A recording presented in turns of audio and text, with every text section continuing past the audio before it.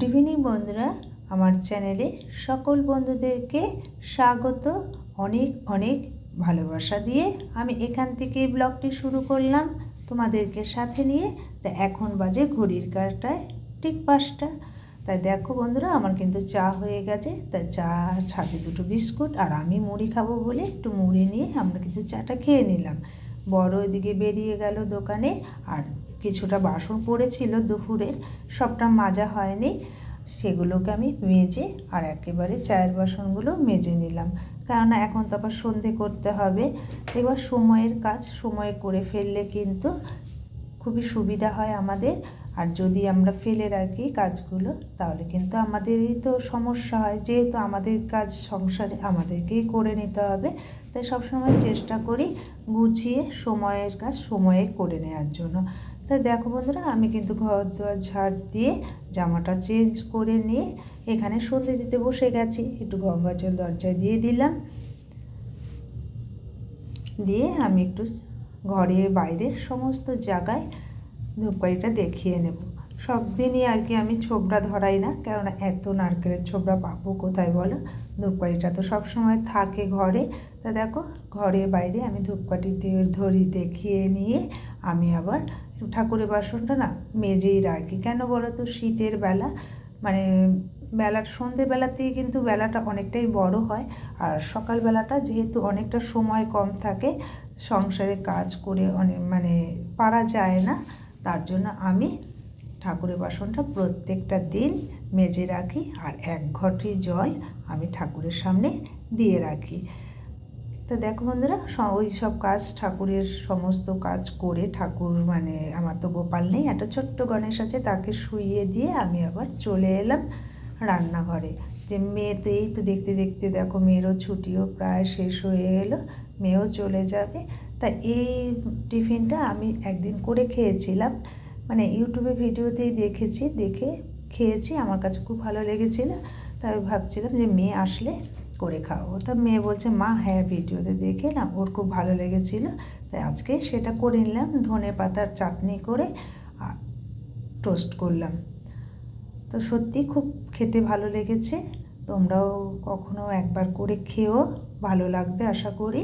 তো দেখো, এখানে মা মেয়ে দুজনেই কিন্তু সন্ধ্যের টিফিনটা আমরা করে নিচ্ছি, আর ওর বাবারটা আমি আলাদা করে দিয়ে আসবো। ওর বাবা তার ধনে পাতাটা খাবে না, প্লেন টোস্ট করে দিয়ে দেবো। তা দোকান থেকে 1 প্যাকেট তেল এনেছিলাম, সর্ষের তেল, যে রিফাইন তো আছে, তা সর্ষের তেলটা শেষ হয়ে গেছে, সর্ষের তেলটা নিয়ে এসেছি। দেখো বন্ধুরা, ঢালার জন্য কিন্তু খুবই সমস্যায় ছিলাম। মেয়ের সেই ছোটোবেলার একটা খেলনা ছিল কাপা, ওটা খুব যত্নে রেখেছি বলেই হয়তো আজকে আমার কাজেও লেগে যাচ্ছে। কিছু কিছু জিনিস দেখবা ঘরে থাকলে কিন্তু আমাদের সত্যি কাজে লেগে যায়। তা দেখো, ওটা দিয়ে আমার তেল ঢালতে ভীষণ সুবিধা হয়, ওটাই আমি ব্যবহার করে থাকি। তো দেখো, এখানে কিন্তু আমি বরের জন্য একটু আলু ভাজা করে নিচ্ছি, আর আমাদের জন্য ঘুগনি। আর মেয়ে বলছিল মা মটরশুঁটির কচুরি খাবে, তার জন্য আবার একটু মটরশুঁটির কচুরি করে নেব, তার সাথে আমি একটু ঘুগনি করব। ও যদি আগে বলতো যে মা ঘুগনি খাবো না, তাহলে আলুর দম করতাম। যেহেতু ওর হস্টেলে প্রায় ঘুগনি দেয়, বলছে মা ঘুগনি খেতে খেতে মুখটা একদম পচে গেছে। তাই যে ঠিক আছে, ভেজানো হয়ে গেছে, আমি কী করবো। তাই এটাই করে নিলাম, অন্য একটা দিন আলুর দম করে দিয়ে দেবো, খাবে। তা দেখো, ওখানে আমার কিন্তু ঘুগনিটাও হয়ে গেছে, আর নামিয়ে নেব। সামান্য একটু মিট মশলা দিয়ে নিলাম, আর এখানে মটরশুঁটিটা পেস্ট করে নিয়েছিলাম মিক্সিতে। আমার মিক্সির ছোটো বাটিটা নষ্ট হয়ে গেছে, তাই এখন যাই করি না কেন বড় বাটিটাই করতে হয়। তাও অনেকটা কাজেই আমার হেল্প হয়, নাহলে বাটতে গেলে খুবই কিন্তু সমস্যা হয়। ওখানে আবার মটরশুঁটিটার মধ্যে একটু আদা আর কাঁচা লঙ্কা দিয়ে লবণ চিনি দিয়েছি, সামান্য হলুদ দিয়ে ওটাকে আমি কড়াতে নাড়াচাড়া করে নিয়েছি। তার ফাঁকে দেখো বাসনগুলো মেজে নিচ্ছি।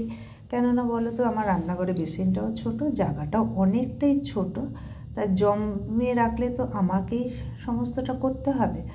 ওই যে বললাম, সময়ের কাজটা সময় যদি করে ফেলি, তাহলে কিন্তু আমাদের কোনো সমস্যা হয় না। এই যে বরের জলটা ফুটনো জল থাকে সব সময়ের জন্যেই, তাই আমি আবার সেটাকে বোতলে ঢেলে রাখলাম, কারণ রাতে তো লাগবে। ধরো এখানে খাবি টেবিলে, আবার বিছানার জন্য 2 বোতলই ছিল, আবার কালকে সকালে ফুটিয়ে নেব, তাহলে কিন্তু আমার আবার হয়ে যাবে। আর এখানে তরকারি কেটেছিলাম সেই জায়গাটাও আমি পরিষ্কার করে নিলাম। আর তরকারির কোটাগুলো সকালে ফেলে দেবো, ঝুড়িতে তুলে রেখে দিলাম। তাই মেয়েকে বললাম, ও পড়ছে আর লিখছে, মেয়েকে বললাম বাবা ওঠ, আমি এবার একটু বিছানাটা ঝেড়ে পরিষ্কার করে নিই, কেননা বাবাও আসার সময় হয়ে গেছে। এই ফাঁকে এই কাজগুলো করে নিই। আমি সবসময় তাই করি যে ওর বাবা আসার আগেই রান্না বান্নার কাজ, ঘরের মানে যাবতীয় কাজগুলো করে ফেলার চেষ্টা করি। আর মেয়ে না থাকলে তো আমি দোকানেই আমার কেটে যায় সময়টা, আর ও আছে বলেই টুকটাক খাওয়ার জিনিসগুলো করি। তাই দেখো আমার বিছানাটাও গোছানো কিন্তু একদম কমপ্লিট হয়ে গেছে। রাতের বিছানাটা গুছিয়ে আমি আবার চলে আসলাম রান্নাঘরে। বললাম না বড় চলে আসবে, সময় হয়ে এসছে। এবার এটা রেডি করে একটু গরম গরম ভেজে নেব, তারপরে এটা মেয়ে খাবে আর আমিও খাবো। বরকে তো দেই না এসব জিনিস, তা বরকে আর দেবো না। কিন্তু দেখো বর এসছে, তাই বর দেখে বলছে, এ মা আমাকে তো একটা দিলেই পারতে, আমি আর ভাত খেতাম না। আর কি মেরে আর কি বলছে। আমি বলছি না না এসব তোমার খাওয়া যাবে না। তা দেখো এখানে আমি গরম তেলে ভেজে নিচ্ছি। আর সত্যি জানো না কচুরিগুলো ভীষণ ভালো হয়েছিল, মানে একটুকু ফেটেও যায়নি, সব দিক থেকে সুন্দরভাবেই হয়েছে কচুরিগুলো। একদিকে কিন্তু খারাপও লাগে যে আমার বর খেতে পারে না, আমরা খাই, তার জন্য খুব একটা করি না। কিন্তু যেহেতু বছরের একটা দিন আমাদের থেকে দেই, সব কিছুই দেই, একটু একটু করেই দিই, খুব বেশি দেই না বরকে। যেমন সেদিন রাধা বল্লভী করেছিলাম, সেদিন গোটা একটা দিয়েছি। আর আজকে নিজের থেকেই মানে খুব সামান্য পরিমাণে একটু ছিঁড়েই নিল। তা বলছে সেদিনকে রাধা বল্লভীটা খুব ভালো হয়েছিল কচুরির থেকেও। সত্যি আমার কাছেও তাই, কচুরির থেকে যেন রাধা বল্লভীটাও বেশি ভালো লেগেছিল। যাই হোক, সব কিছুই আমাদের খেতে হয় বছরের। আর তো মটরশুঁটির সিজন ছাড়া তো আর এসব পাওয়া যায় না। আমরা খাওয়া দাওয়া কমপ্লিট করে নিয়েছি রাতের, করে নিয়ে মেয়েও আমার সাথে কিছুটা হেল্প করলো। আর যেগুলো মানে এই টোকাটা থাকে ও বাইরে ফেলতে গেছে, ফেলে দিয়ে আসলে আমি আবার বাসনগুলো মেজে নেব। ও হাত টাত ধুয়ে পরিষ্কার করে নেবে। ও সেভাবে কাজ করতে এখনও পারে না, তাছাড়া আমি দেইও না। আর এখন তো হস্টেলে থাকে, নিজেকে অনেকটা কাজ করে নিতে হয়। বলছে মা অনেকটা কাজ শিখে গেছি। সত্যিই তাই, নিজের পরা জামা কাপড়, নিজের বাসনটাও মাজতে হয় ওখানে। ওখানে আর মাকে পাবে কোথায় বলো, বাড়িতেই তো মাকে পায়। তা আমি কখনোই কিছু করতে দেই না। তা দেখো বন্ধুরা, আমি কিন্তু বাসন টাসন মেজে নিয়েছি। মানে এঁঠো বাসনটা আমি কখনোই রাখি না, যে সকালে উঠে ছোটোবেলা হয়ে যায়, একদম পারবো না। সকালে বরকে আবার টিফিন করে দেওয়া থাকে। আমি যদি রান্নাঘর সমস্ত কাজ যদি গুছিয়ে রাখি, পরদিন সকালে কিন্তু উঠে কোনো সমস্যা হয় না, খুব চটজলদি আমাদের কাজ হয়ে যায়। তাই দেখো আমার রাতের খাওয়া দাওয়া কমপ্লিট করে একদম রান্নাঘর পরিষ্কার করে আমি চলে আসলাম বিছানায়। এবার আমরা শুয়ে পড়বো। আমি জামাটা চেঞ্জ করে নিলাম, কেননা আমি এঁঠো জামা কাপড়ে মানে শুই না বিছানায়। তা শুধু এটা রাতের জন্যই রেখে দিয়েছি, যে না এটা রাতে পরেই শোবো। তা মেয়ে কিছুটা লেখা বাকি আছে, লিখে নিক, আমরাও শুয়ে পড়বো।